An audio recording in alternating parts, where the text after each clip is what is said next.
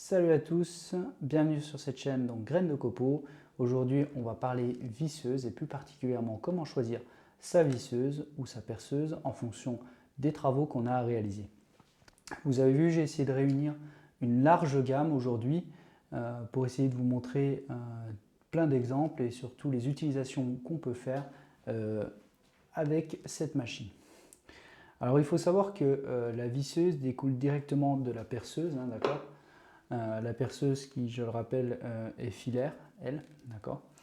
Donc la perceuse, elle, a l'avantage d'avoir une autonomie illimitée tant que vous avez du courant à proximité et une grande puissance aussi, une puissance qu'on a du mal à avoir sur les visseuses. Alors les visseuses de nouvelle génération un petit peu moins, en tout cas celles d'avant, on avait vraiment beaucoup de mal à avoir des visseuses de la même capacité.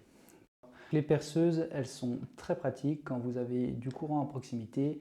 Elles coûtent relativement peu cher, même si la gamme professionnelle est beaucoup plus chère. Elles peuvent dévisser ou visser des vis. Cependant, il faut une certaine dextérité manuelle, puisqu'il est très compliqué de l'arrêter très vite. Mais avec le variateur, on peut quand même dévisser ou visser, mais son usage est exclusivement réservé, par exemple, pour percer du béton, percer de la brique, percer des matériaux assez résistants, assez durs, où il faut une grande vitesse de rotation et beaucoup de couple. Pendant que j'en suis sur les matériaux durs, on a ici le perforateur. Alors le perforateur ici en 36 volts, d'accord, c'est l'ampérage du perforateur. Donc le perforateur, lui, il est quasiment uniquement conçu pour faire des trous, des trous avec ce type de forêt, d'accord. Et il possède donc plusieurs mandrins. Le mandrin, c'est quoi sur une perceuse ou sur un perforateur? Le mandrin, en fait, c'est la tête ici que vous voyez.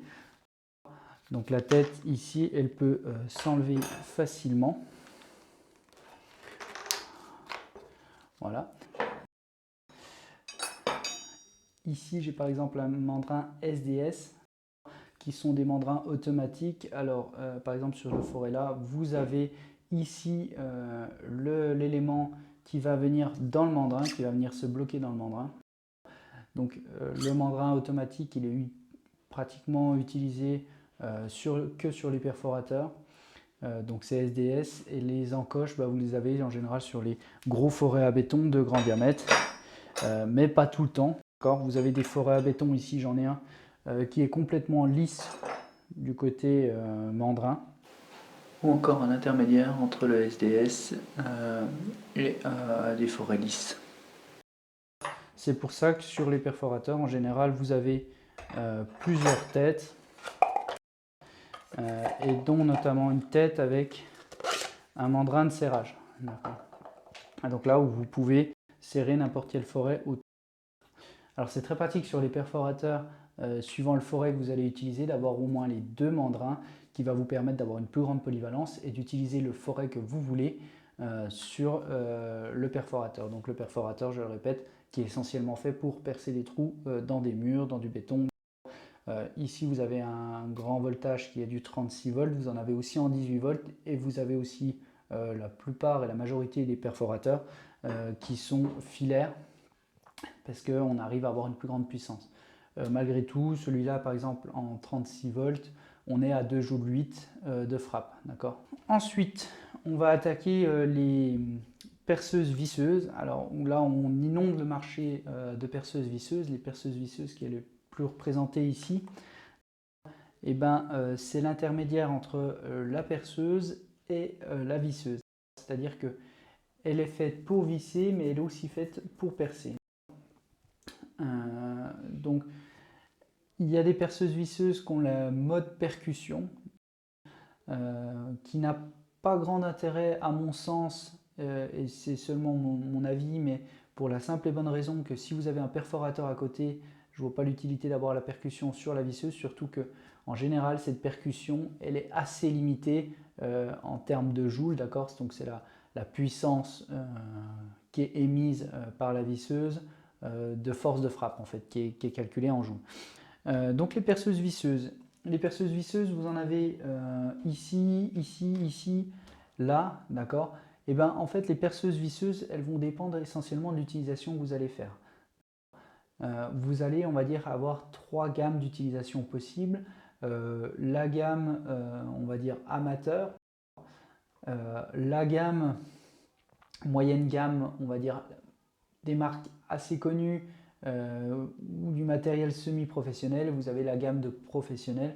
Pour la fourchette de prix, on va de la visseuse de 20 € à 50-60 € sur les visseuses pour, on va dire, le tout public, une utilisation peu fréquente, 1 à 2 fois par an.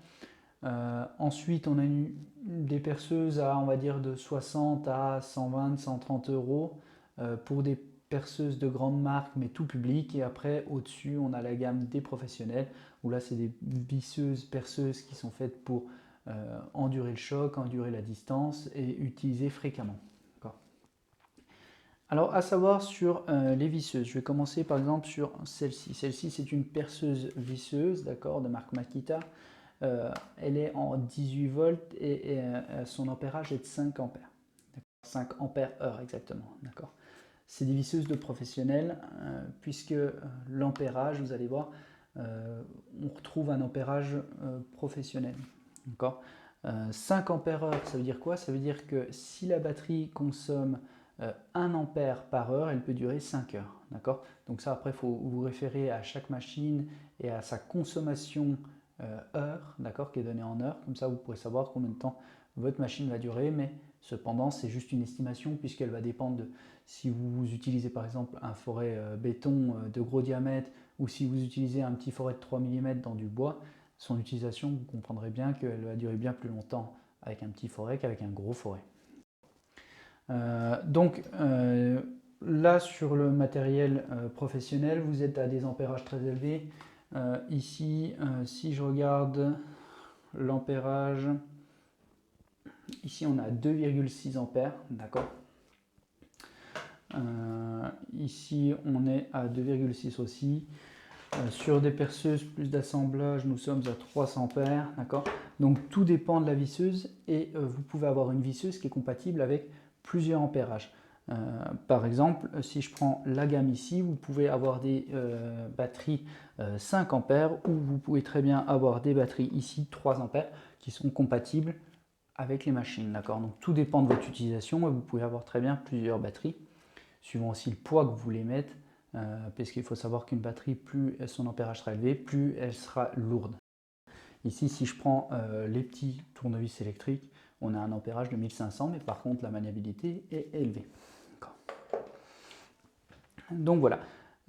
Ensuite, vous avez les visseuses à choc. Alors les visseuses à choc, c'est des visseuses qui sont assez récentes dans le marché quand même, qui ont l'avantage d'avoir une très grande puissance de couple.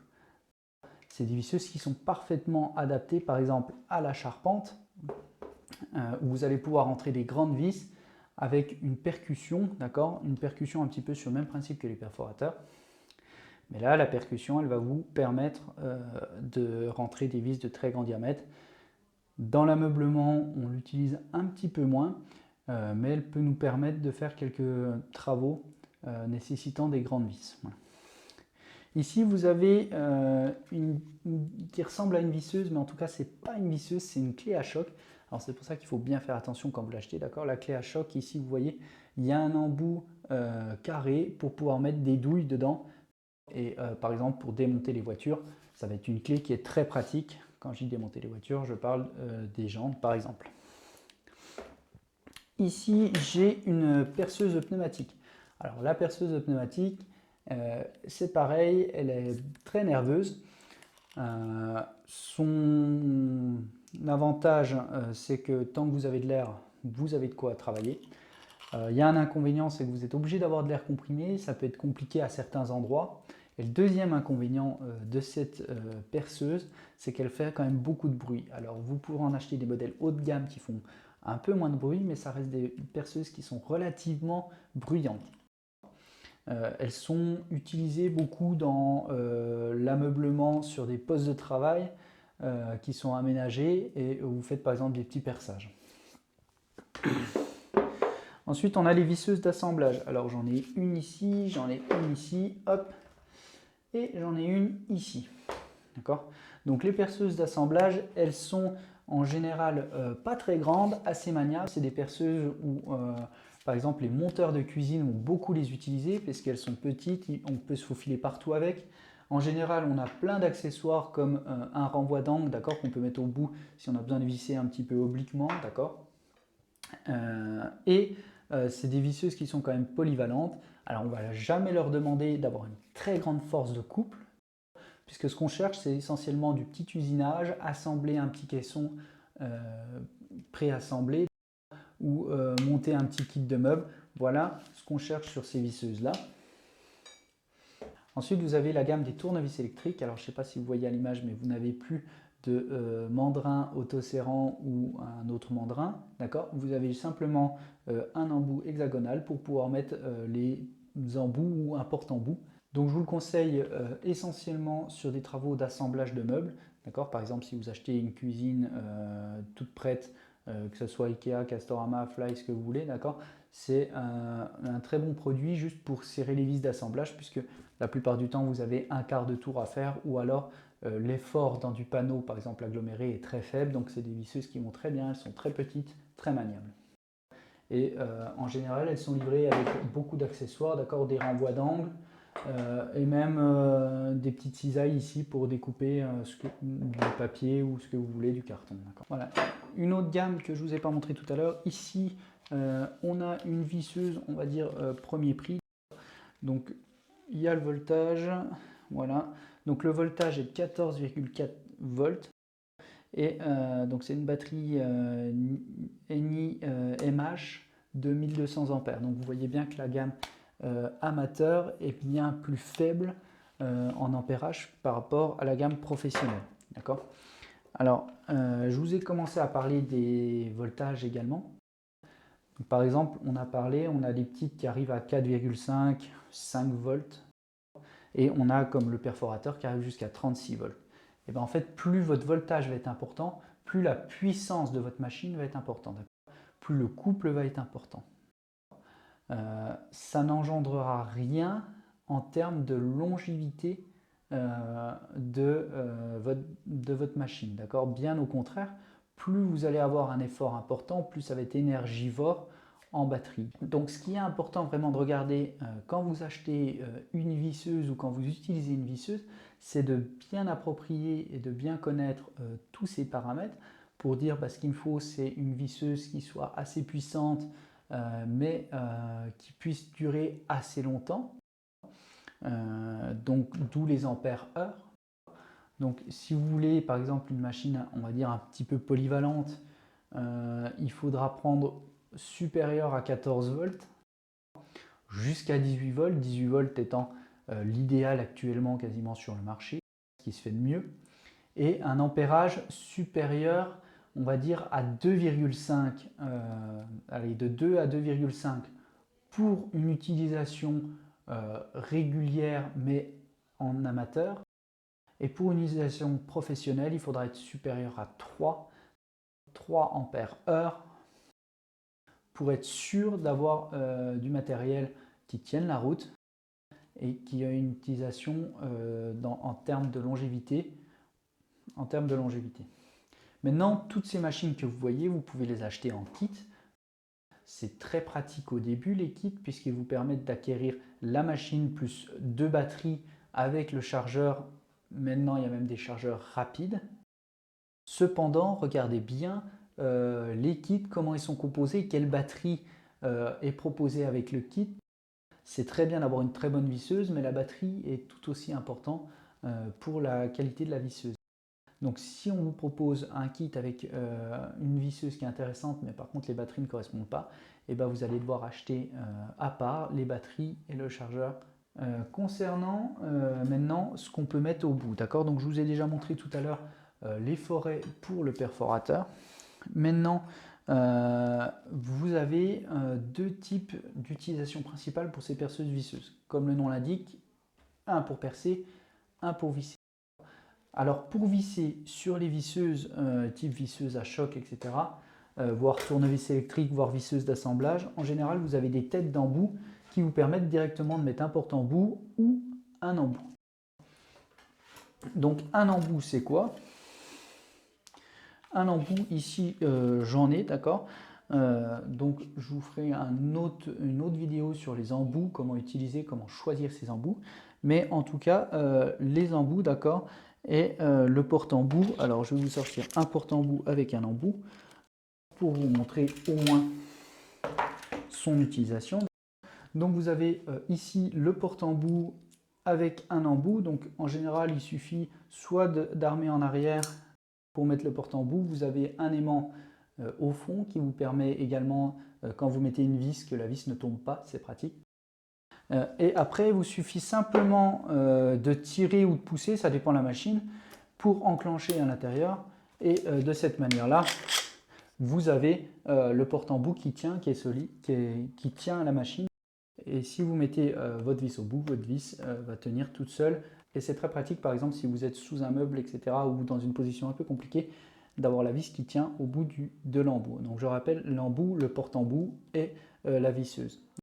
Donc ça, c'est valable pour les visseuses avec des embouts à prise rapide. Attention, certaines machines ont leur propre embout et porte-embout. C'est le cas notamment de Festool. Festool où on est obligé d'acheter par exemple le porte-embout qui va avec les machines Festool. C'est un porte-embout spécifique. Cependant, même si vous n'avez pas des visseuses par exemple à choc ou des visseuses spécifiques, si vous avez une perceuse visseuse, il est tout à fait possible de mettre un embout. Donc pour mettre un embout, eh ben, c'est très simple. En fait, je vais ici, vous avez le mandrin autoserrant.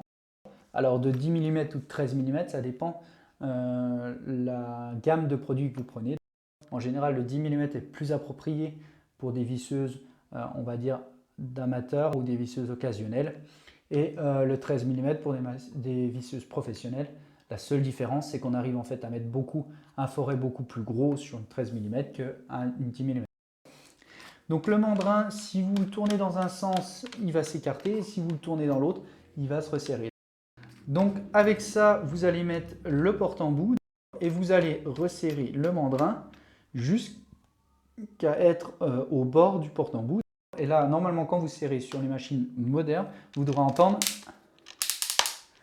un cliquetis. Plus le cliquetis est fort, plus vous avez serré. Ça ne sert à rien de trop serrer, c'est des forêts, des mandrins autoserrants. Si vous possédez une vieille machine, peut-être qu'il faudra quand même serrer un peu plus fort. Les machines modernes, il n'y a pas besoin. Une petite chose que je vois trop souvent, c'est les gens qui serrent en utilisant la visseuse. Alors, c'est pas bon, c'est pas fait pour. Vous pouvez, quand vous êtes très loin, approcher pour mettre votre porte-embout, d'accord, pour ne pas visser pendant 10 minutes. Mais par contre, je répète, le serrage doit se faire manuellement. Alors,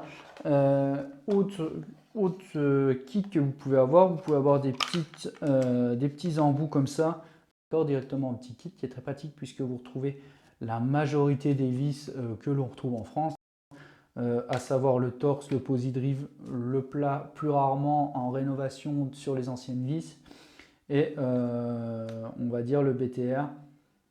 Maintenant, ce qui est très pratique sur certaines visseuses, par exemple celle-ci qui est une perceuse visseuse d'assemblage, vous pouvez avoir deux batteries différentes, d'ampérage différents pour deux utilisations différentes.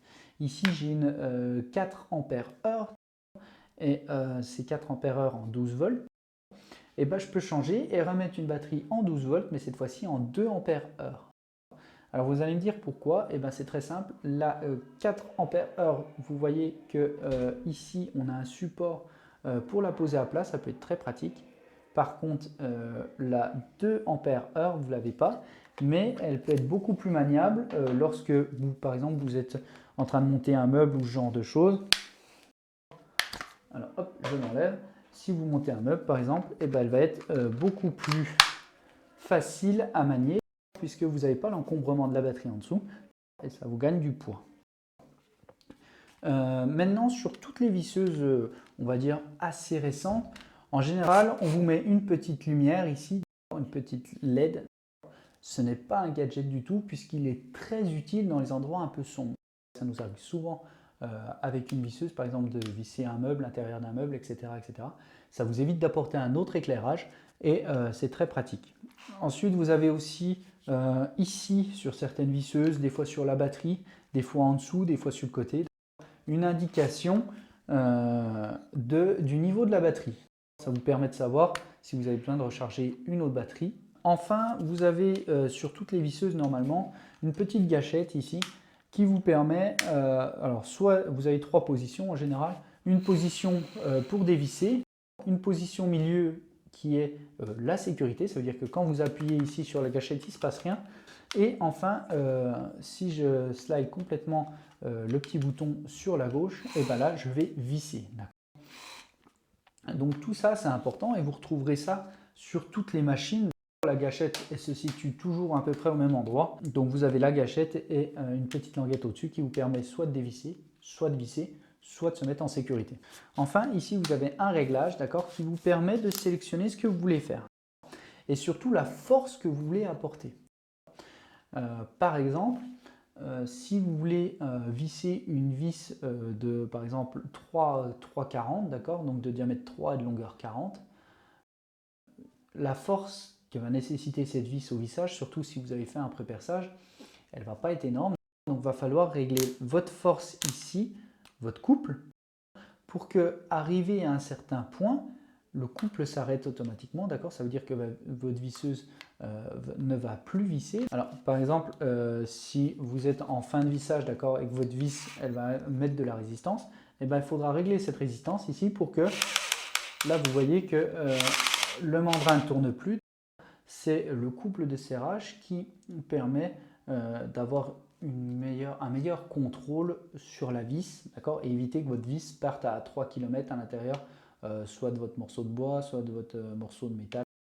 Mais c'est très pratique. Par contre, pour le perçage, il ne faut pas que ce couple soit limité. Donc c'est pour ça que vous allez mettre, et en général, vous avez un mode perceuse.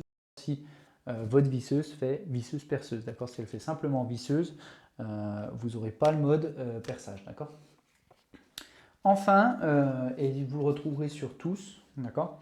Ici, en général, vous avez un sélecteur de vitesse. Alors, c'est très important, le sélecteur de vitesse, puisqu'il vous permet d'ajuster la gâchette, d'accord, à une vitesse. Ça veut dire que si vous mettez en petite vitesse, vous irez lentement, et si vous mettez en grande vitesse, vous irez vite. La petite vitesse étant le 1, la grande vitesse étant le 2.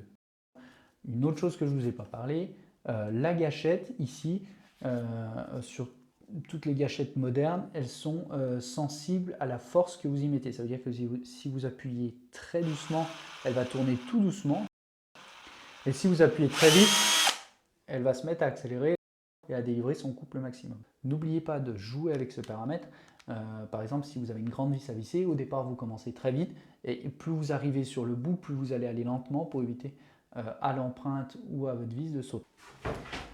Alors, le dernier paramètre que je voulais vous montrer, c'est que vous pouvez acheter des ensembles comme ça de forêt avec beaucoup de diamètre. Donc là, on est sur du forêt HSS, d'accord, qui est plus réservé au métal.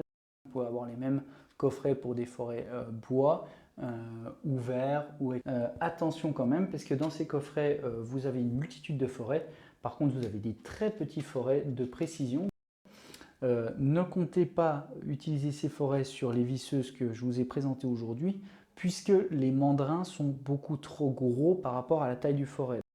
On va dire qu'en dessous de 2 mm, ça devient compliqué de serrer sur le mandrin le forêt. Donc si vous voulez le faire, c'est possible quand même, mais il faudra acheter un adaptateur, d'accord. Un adaptateur, en fait, c'est comme l'embout, comme le porte-embout. On a le même en bout derrière, d'accord, un embout hexagonal, d'accord. Et cet embout-là, il va avoir un autre mandrin beaucoup plus petit qui va pouvoir serrer justement ces forêts-là. Mais de base, vous ne pourrez pas descendre en dessous de 2 mm. De même que ceux qui ont un mandrin de 10 mm, ils ne pourront pas aller au-dessus de 10 mm en ouverture. Donc ça veut dire que le forêt ou la mèche ou ce qu'ils veulent dessus ne pourra pas être supérieur à un diamètre de 10 mm. J'entends bien la queue du forêt. Le forêt peut être, par exemple, ça peut être un forêt ou une mèche, je ne sais pas si j'en ai ici, j'en ai peut-être une. Ici, j'ai une mèche de 16, mais l'embout est bien inférieur à 10 mm. Alors, si je résume, Vous voyez qu'on a une multitude de machines possibles avec des voltages, des ampérages différents qui sont tous adaptés à certains usinages. Regardez bien avant de commencer vos travaux l'utilisation que vous voulez avoir de votre perceuse visseuse ou votre perforateur, ce que vous voulez en faire exactement. Il n'y a pas de machine vraiment polyvalente. En tout cas, il y en a qui se rapprochent, mais vous aurez toujours les inconvénients du poids. Regardez bien aussi l'utilisation que vous voulez en faire, si vous comptez l'utiliser régulièrement, c'est-à-dire une fois par semaine, une fois toutes les 2 semaines, en tant qu'amateur, si vous l'utilisez en tant que professionnel tous les jours, ou si vous l'utilisez occasionnellement, c'est-à-dire vous allez une fois acheter un meuble et vous avez besoin de le monter. Dans ces cas-là, ce sera peut-être plus vers un tournevis électrique qu'il faut vous tourner plutôt qu'une visseuse qui va être onéreuse et peu adaptée au travail que vous avez à faire. D'accord ? Enfin, petite précision par rapport aux batteries, il faut savoir qu'aujourd'hui, la plupart des grandes marques fidélisent leurs clients tout simplement en donnant la possibilité à une seule batterie de contrôler beaucoup d'outils. Alors regardez bien également les outils que vous avez envie d'acheter par la suite, parce que si vous achetez sur une marque, après il faudra racheter des batteries, racheter les chargeurs, d'accord, sur une autre marque si vous voulez une autre machine de l'autre marque. Donc prenez tout ça en considération. Maintenant il faut savoir qu'il y a plus de une centaine d'outils, voire 200 outils chez certaines marques qui sont compatibles aux batteries. L'avantage par contre que ça a, c'est que vous achetez que l'outil et plus les batteries plus le chargeur, ce qui réduit nettement le coût en lui-même de l'outil, que ce soit une perceuse, une visseuse, une scie circulaire, même des outils de jardin maintenant qui sont compatibles aux batteries. Et ça vous permet d'avoir, on va dire, plus que quelques batteries à la place d'avoir plein de batteries avec plein de visseuses, avec plein de chargeurs différents. Et c'est quand même un gain de place et un gain d'énergie considérable. De plus, vos batteries, il faut savoir qu'elles ont une certaine durée de vie. Le fait de les utiliser contribue à garder cette durée de vie. Donc c'est une bonne solution quand même d'avoir des outils qui sont compatibles puisque les batteries sont utilisées plus souvent et les batteries ont tendance à moins s'abîmer, le fait d'être utilisé, de recharger assez régulièrement plutôt que d'être rechargé qu'une fois tous les 2 ans. Enfin, pour mon avis personnel, moi en tant que professionnel, j'en possède plusieurs qui sont adaptés à chacun des travaux que j'ai besoin de faire. Mais je pense qu'un bon investissement pour vous, ce serait une machine en 18 volts avec un ampérage supérieur à 3 ampères heure. Maintenant, ça se trouve assez facilement dans une grande marque, pas forcément une marque professionnelle, mais simplement une grande marque. Vous allez trouver de cette manière-là un bon rapport qualité-prix et une visseuse qui va vous durer en termes de temps. Le dernier point que je ne vous ai pas parlé, et je fais un bref saut dessus, aujourd'hui vous avez des visseuses qui sont sans charbon. Les charbons, c'est quoi? C'est des pièces consommables. C'est des consommables qui s'usent au bout d'un moment, d'accord? Ça veut dire que votre visseuse, elle va être actionnée par des charbons qui vont venir vers votre bobine d'allumage. C'est ce qui va provoquer le démarrage de votre visseuse. Donc à force d'utiliser les charbons, ils s'usent tout doucement et à force, votre machine va être HS en attendant de changer les charbons. Aujourd'hui, les nouvelles machines qui existent, ici vous en avez, les deux là en sont, c'est marqué BL. Alors chaque fabricant a ses abréviations. Mais en tout cas, c'est une carte électronique maintenant qui gère et plus des charbons. Donc vous n'avez plus de pièces d'usure, en tout cas bien moins qu'avant. Deux avantages qui sont surtout liés aux batteries, en fait, c'est que puisqu'on n'a plus de charbon, on n'a plus de contact mécanique.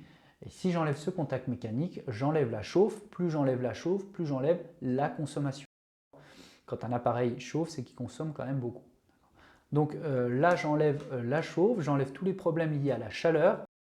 Et ça veut dire que si j'enlève les problèmes liés à la chaleur, je peux utiliser ma machine beaucoup plus longtemps. Chose qu'un moteur à charbon, par exemple, si vous utilisez une visseuse intensivement toute la journée à faire des trous de 16 ou de 18 dans du béton, vous allez voir que très rapidement votre machine va chauffer et à force les charbons vont griller. Donc pour toute cette raison, si vous avez le budget, tournez-vous vers ces moteurs sans charbon. Si vous n'avez pas le budget, c'est pas grave, ça dépend de votre utilisation. Mais pour les professionnels en tout cas, maintenant je pense qu'il semble nécessaire d'avoir des moteurs sans charbon. Surtout que par rapport à la maintenance, ces derniers ont quasiment aucune maintenance à faire. Je vous remercie d'avoir suivi cette vidéo. Vous avez bien compris qu'il va y avoir plusieurs vidéos. Si cette vidéo vous a plu, vous a apporté les éléments de réponse que vous souhaitez, mettez un j'aime sur la vidéo. N'hésitez pas à vous abonner à la chaîne, ce qui vous permettra d'avoir un plus grand contenu.